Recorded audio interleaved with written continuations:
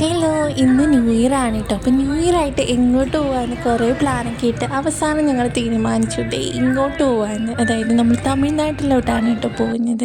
അപ്പോൾ ഇവിടെ ഒരു അമ്പലത്തിലേക്കാണ് പോകുന്നത്. എന്താ ഈ ഒരു അമ്പലത്തിൻ്റെ പ്രത്യേകതയെന്ന് വഴിയെ നിങ്ങൾക്ക് കാണാം കേട്ടോ.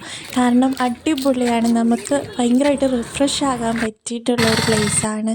അടിപൊളിയായിട്ട് നമുക്ക് എന്താ പറയുക, കുറേ നടക്കാനും യാത്ര ചെയ്യാനൊക്കെ ഉള്ളൊരു സ്ഥലമാണ് കേട്ടോ. മുകളിൽ കാണുന്നതാണ് കേട്ടോ അമ്പലം എന്ന് പറയുന്നത്. അപ്പോൾ അമ്പലത്തിലേക്ക് എത്താൻ കുറേ പാടുണ്ടായിരുന്നു. അതായത് കുറേ നടക്കാനും അത് കഴിഞ്ഞ് സ്റ്റെപ്പ് കയറി മുകളിലെത്തണം നമുക്ക് ക്ഷേത്ര ദർശനവും കാര്യങ്ങളും ഒക്കെ കിട്ടാൻ വേണ്ടിയിട്ട്.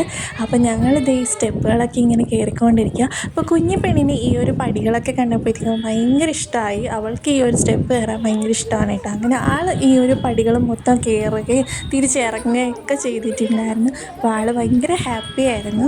ഈ ഒരു അമ്പലത്തിലെ പ്രത്യേകത എന്ന് പറയുന്നത് ഭയങ്കര കാറ്റാണ് കേട്ടോ. ഇവിടെ ഭയങ്കര നല്ല തണുപ്പും കാര്യങ്ങളും ഒക്കെയാണ്. നമുക്ക് കുറേ നേരം ഇരുന്ന് മെഡിറ്റേഷൻ ചെയ്യാനും യോഗ ചെയ്യാനും ഒക്കെ പറ്റിയൊരു പ്ലേസാണ്. അല്ലെങ്കിൽ തന്നെ നമുക്ക് വെറുതെ ഇരുന്ന് പോകും ഈ ഒരു സ്ഥലത്ത് എത്തിക്കഴിഞ്ഞാൽ. ഇവിടുന്ന് താഴേക്കുള്ള വ്യൂ എന്ന് പറയുന്നത് ഒരു രക്ഷയില്ല, അടിപൊളി വ്യൂ ആണ്. അതിനോടൊപ്പം ആ ഒരു കാറ്റും കാര്യങ്ങളും. അപ്പം ഞങ്ങൾ നേരത്തെ പോകണമെന്നൊക്കെ വിചാരിച്ചിട്ടാണ് ഇറങ്ങിയിട്ടുണ്ടായിരുന്നത്. പക്ഷേ ഒരുപാട് ലേറ്റായി. തിരിച്ച് ഞങ്ങൾ ഇറങ്ങിയപ്പോഴത്തേക്കും വ്യൂ ഒന്നും കാണാൻ പറ്റിയിട്ടുണ്ടായിരുന്നില്ല, കാരണം രാത്രി ആയിട്ടുണ്ടായിരുന്നു. പിന്നെ കിട്ടിയ കുറച്ച് ക്ലിപ്സ് ഇതാണ് കേട്ടോ. അപ്പോൾ ഒത്തിരി തിരക്ക് കാര്യങ്ങളൊക്കെ ആയിരുന്നു ആ ഒരു ഡേയിൽ. ഇതുവരെ ഞാൻ പോയിട്ടുള്ളതിൽ നിന്നും ഡിഫറെൻ്റായിട്ട് ഞാൻ പടികളൊക്കെ കയറി പോകുന്നത് ആദ്യമായിട്ടായിരുന്നു കേട്ടോ. അപ്പോൾ അങ്ങനെ മൊത്തത്തിലൊരു പുതിയൊരു അടിപൊളിയായിട്ടുള്ള ഒരു എക്സ്പീരിയൻസും കാര്യങ്ങളൊക്കെ ആയിരുന്നു.